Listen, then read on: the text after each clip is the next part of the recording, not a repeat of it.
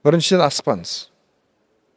5 жасына барсын, 6 жасына барсын, ертерек барсын, балам сөйлеп жатыр, балам жүгіріп жатыр, балам әріп таниды, бұл мектепке беру керек деп асықпау керек.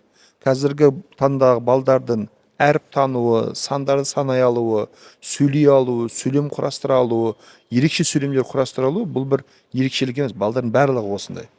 Мәселе баланың психологиялық жетілуі. Интеллектуалды түрде көп ақпарат алғандықтан ол жетіліп жатады, бірақ психологиялық тұрғыдан кейде психикасы жасына сай болмауы мүмкін.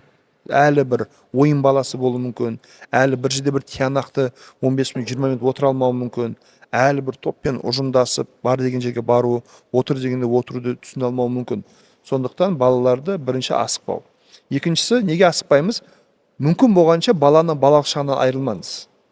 Мектепке бір келді, кіріп кетті ма, болды ол жерде жауапкершілік, тапсырма, жұмыс, емтихан, сынақ, орта деген сияқты қиындықтар бастала береді.